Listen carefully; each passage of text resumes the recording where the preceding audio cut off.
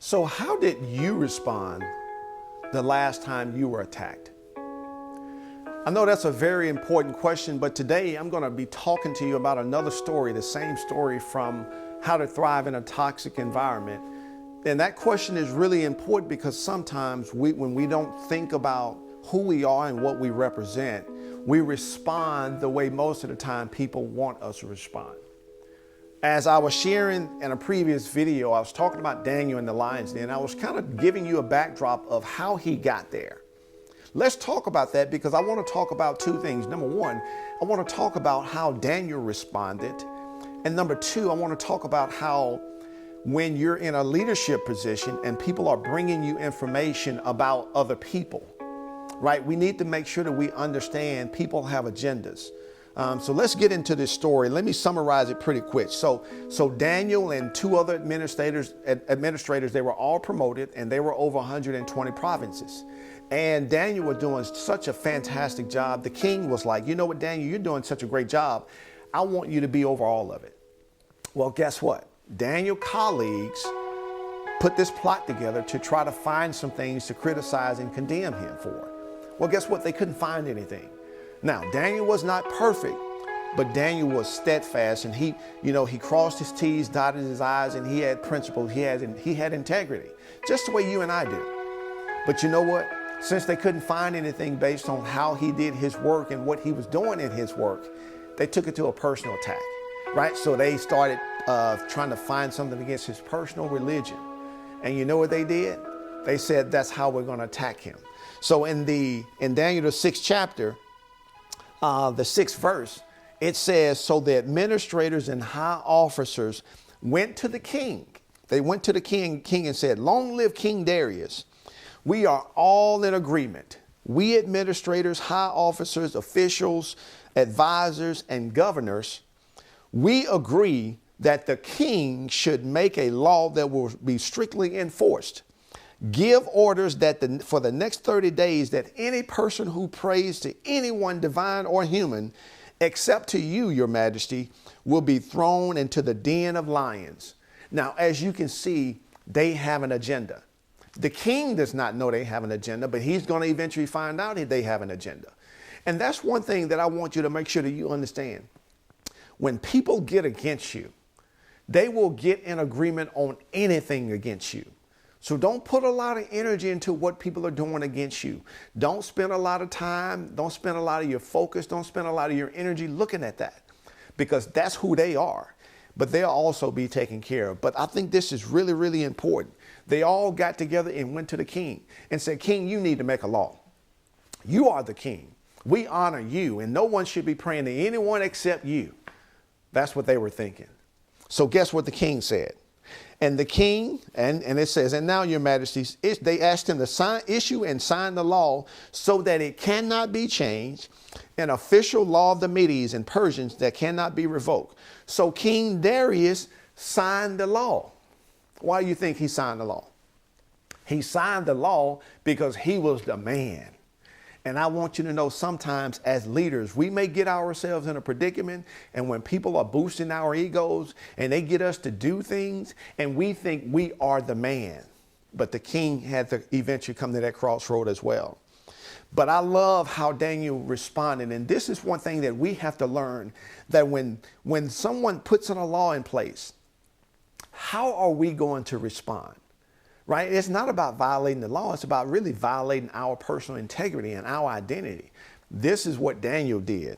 It says in the 10th verse, but when Daniel learned that the law had been signed, he went home and knelt down as usual in his upstairs room with his windows open toward Jerusalem. He prayed 3 times a day, just as he had always done, giving thanks to his God. I love this. Daniel did not change. You hear what I say? He did not change. You see, this is why it's so important that you and we think about who we are and what we stand for and what our identity is connected to. You know, it doesn't matter what goes on around you. The most important thing that matters is what goes on inside of you. Daniel was not trying to violate a law. Daniel was not trying to go against what the king said. Daniel wasn't focused on that. Daniel was focusing on acknowledging his God, staying connected to his God, continuing the relationship with his God. So as you and I, we go through some things that people put up in front of us, let's not focus on what they're doing. Let's focus on our connection, our relationship with our God. That's how we're going to thrive in these toxic workplaces, right? It's not focusing on what other people are doing. What happens after that? So it says, then the officials went together to Daniel's house. Now, they've already convinced the king that first, number one, you need to sign this in the law. But number two, now that he's signed it in law, now they got to go and get the proof to get Daniel. So I love this. It said the officials went together to Daniel's house and found him praying and asking for God's help. So they went straight to the king and reminded him about his law, not their law, about his law. They says, did you not sign a law for the next 30 days that any person who prays to anyone, divine or human, except to you, your majesty, will be thrown into the den of lions? It's like, king, didn't you just sign a law? Matter of fact, we thought you did, but we just want to be sure. And the king says, yes, that decision stands. It is an official law of the Medes and Persians that cannot be revoked. The king says, yeah, I signed it in the law. You all witness I signed it in the law, and the law can't be revoked. Then they told the king, and this is what they do to you and I. They go ahead and set all of these traps. Then they told the king, they said, that man, Daniel, that man, that woman, that man, that person right there, one of the captives from Judah is ignoring you and your law. He still prays to his God 3 times a day. Do you see how this all came about? They got the king to sign the law. Well, first of all, let's go back. First, they recognized, man, we can't get Daniel on anything in his work. I mean, Daniel is doing a fantastic job. But you know what? We got to find a way to capture him. We got to find him in some wrong. So what we're going to do is we're going to use his personal religion because we know he's faithful to that. What are you and I, what are you faithful to that people can say, you know what, I can probably use that against him because they're faithful to it. And this is what they did. They said, well, since he's faithful to his God, we're going to get the king to sign into law that no one could pray to anyone except the king. You see, it was not about the king. It was about them trying to set Daniel up. And I want you to know, it's not about you. They're trying to set something else up, but you just happen to be in it. So don't take it as a personal attack. It's bigger than you. And you need to know that when you're in a toxic environment, it's bigger than you. It's not just about you. It's about what you stand for. It's about your principles. It's about your integrity. So don't take it all as a personal attack. And don't put so much time, effort, and energy on it. But so what they said is, they said, we're going to go to the king and get the king to sign something in the law. And matter of fact, once they got the king to sign it in the law, now they had to go back and catch Daniel praying to break the law. And once they got that information, they went back to the king and asked the king, before they told the king that Daniel was doing it, they said they wanted to remind the king that he signed something in the law. And then they wanted to make the king to feel like he was not violating their law, he was violating the king's law. You see how they were playing on the king's ego. So when you're in a position, be mindful and be careful that people are not playing on your ego. Because when they start playing on your ego, you think it's about you. And once they flipped it and told the king that, yeah, king, somebody's breaking your law, right? It's your law. Then they said, king, Daniel, one of your best servants, he's the one breaking your law. We're going to get into that, but I want you to just focus on how you're going to thrive in your toxic environment, right? It doesn't matter what kind of traps people are setting for you. It doesn't matter of how they're trying to catch you in a lie. It doesn't matter by they're trying to make you look bad in front of the whole team. Don't focus on all of that. Focus on what you stand for. Focus on your principles. Focus on your ethics. Focus on your integrity. Because when I think about integrity, I think about it integrate. Right? And you're bringing a lot of things in. And I'm telling you what Daniel was, he integrated his faithfulness. He integrated his trust and belief in God, his faith in God and his principles.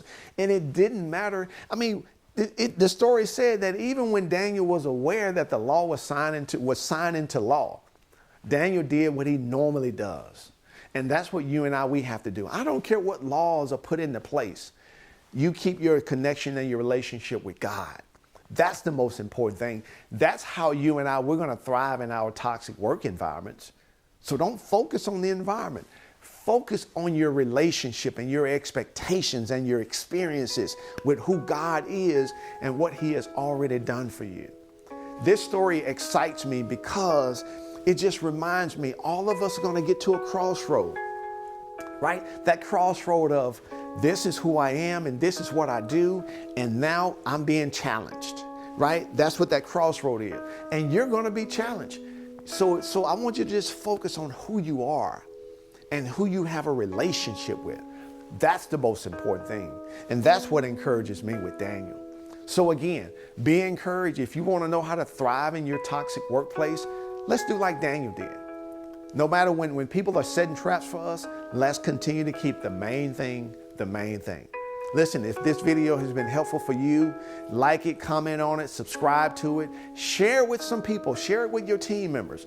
Again, I am working right now with these individuals these mid to senior level individuals who have been promoted within the last 3 years, and those who are at a major career transition. They're not quite sure what to do next.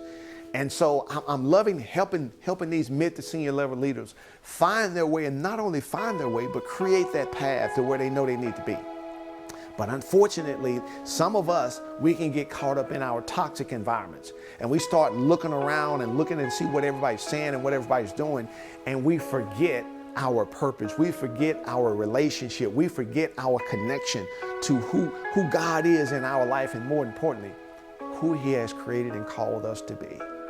I'm excited. I hope this is helping you.